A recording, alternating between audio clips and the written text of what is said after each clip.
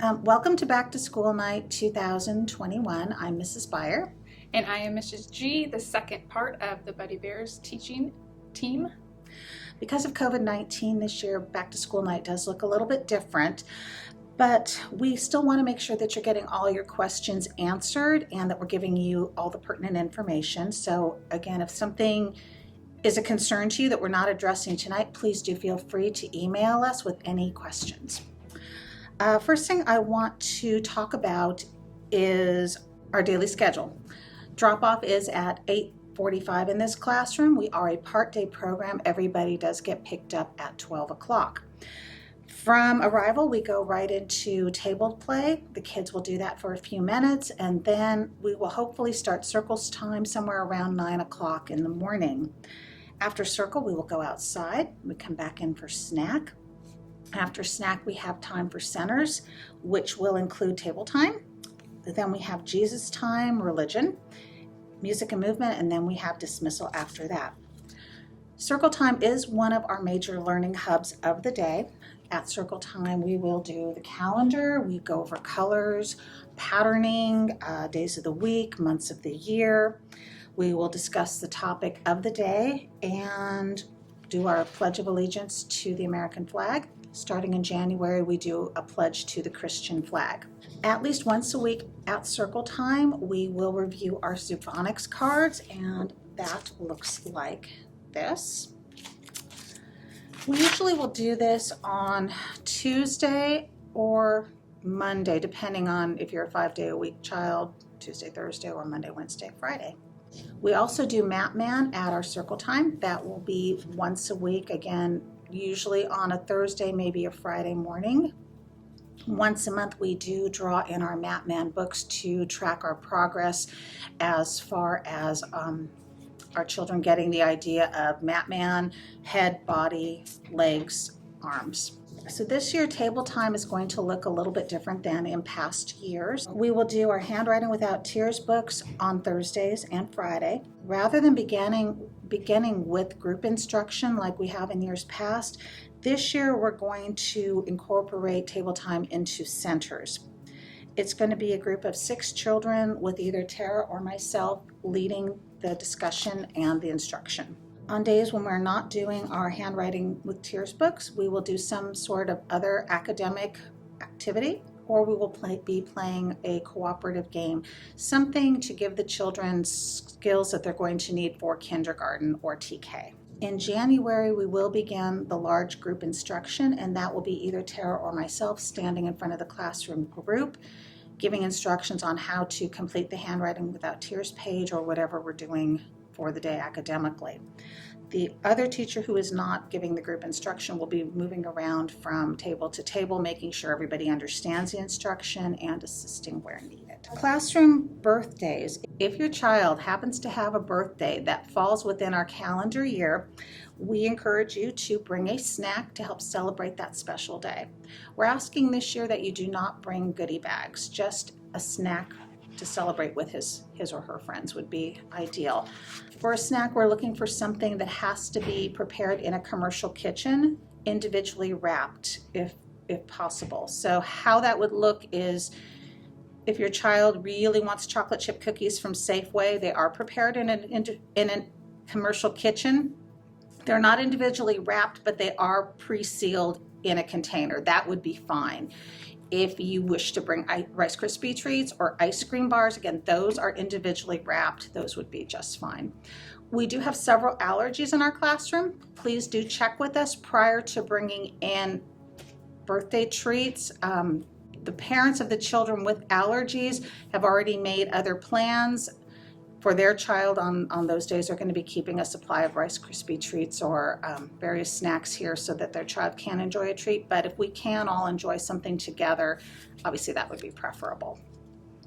For our bigger parties, such as Halloween, Thanksgiving, Christmas, those types of things, we'll be asking for food and decoration contributions from you guys. We're still working on the logistics of the signups for those, so you guys will be getting something via email, Facebook, or Sign Up Genius, something along those lines. We'll let you know about that. We do have, like Anna mentioned, the food allergies, so we'll work around those and make sure there's something that your child can have.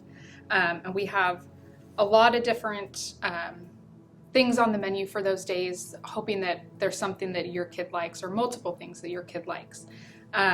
We usually ask the kids as well things that they like, so there's usually plenty of things for them to enjoy, as well as a treat on that day. If your kid is super picky and they like none of those things, we ask that you do bring a healthy snack for them to enjoy before their treat, just so they get in that healthy food before they get their treat. Bright Wheel is the best way to let us know if there's a problem or an issue, or to communicate something to us.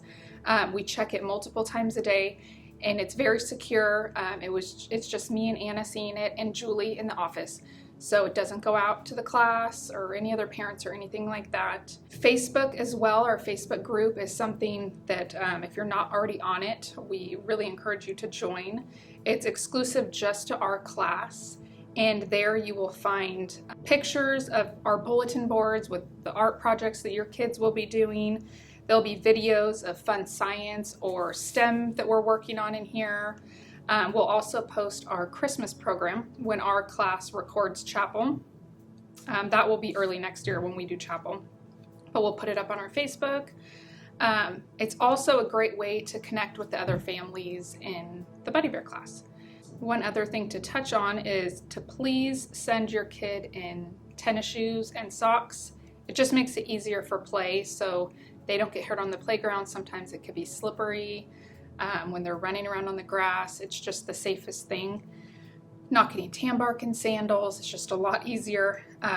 So we prefer tennis shoes and socks, and clothes to get messy in. And we talked to most of you about it on the visits when you guys came here, but having the change of clothes that goes with the season. So in winter, obviously long sleeve and pants that's in a Ziploc in their backpack. If it's hot, shorts and a t-shirt, just having those clothes in there in case we need them, in case we get dirty in the mud, or if they get wet in the sand, or if they have a potty accident. Also, bring a jacket. We do go out early in the morning, and it is pretty chilly in the mornings. So even if it's going to be a hot day, typically when we go out in the morning, it's pretty cold. So we ask that they do bring a jacket. Last thing from me, we would like to invite you to our family service here at Our Savior on September 12th at 6 p.m. It's a great way to connect with other Our Savior families, and it's very kid-friendly. They'll have a blast. They get to sing and dance and have fun with the other kiddos. So we encourage you to come join us there. So that's it from me, and one more thing from Anne. Okay, so to wrap it up, 4-year-old preschool is a wonderful time. We're doing lots of fun things. We are doing a lot of art. We're doing a lot of STEM projects. Like Tara mentioned, we're videotaping our chapel.